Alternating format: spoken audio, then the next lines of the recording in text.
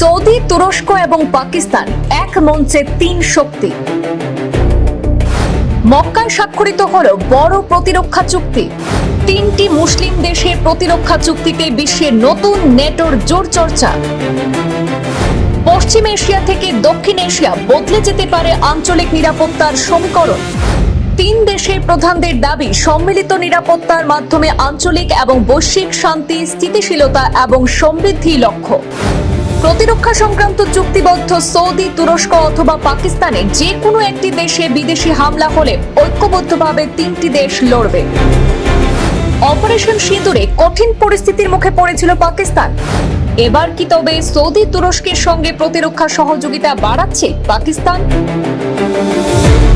Pakistan, Saudi আরব এবং তুরস্ক মক্কায় সম্মিলিত প্রতিরক্ষা এবং সম্মিলিত প্রতিরোধের অঙ্গীকার করে একটি যৌথ প্রতিরক্ষা চুক্তি স্বাক্ষর করেছে।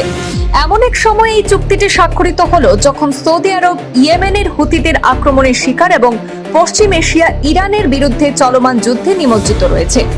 তেল সমৃদ্ধ পারস্য উপসাগরীয় রাষ্ট্র, দক্ষিণ এশিয়ার একটি পারমাণবিক শক্তিধর দেশ এবং নেটোর সদস্য।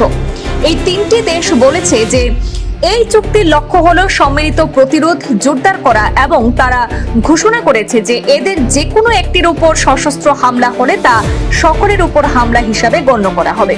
সৌদি যুবরাজ এবং প্রধানমন্ত্রী মোহাম্মদ বিন সালমান, তুরস্কের রাষ্ট্রপতি রিসেপ তাইয়িপ এরদোগান এবং পাকিস্তানের প্রধানমন্ত্রী শাহবাজ শরীফের উপস্থিতিতে মক্কা আল মুকাররমা যৌথ প্রতিরক্ষা শীর্ষ সম্মেলনে চুক্তিটি স্বাক্ষরিত হয়েছে।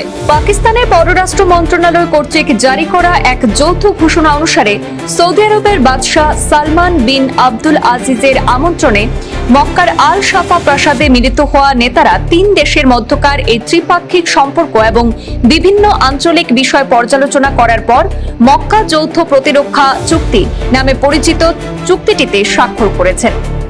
এতে আরো বলা হয়েছে যে এই চুক্তিটি একটি নিরাপদ এবং সমৃদ্ধ ভবিষ্যতের লক্ষ্যে অঞ্চলে ও তার বাইরে শান্তি, নিরাপত্তা এবং স্থিতিশীলতা প্রচারের পাশাপাশি সম্মিলিত নিরাপত্তা জোরদার করার প্রতি তাদের অঙ্গীকারকে প্রতিফলিত করবে।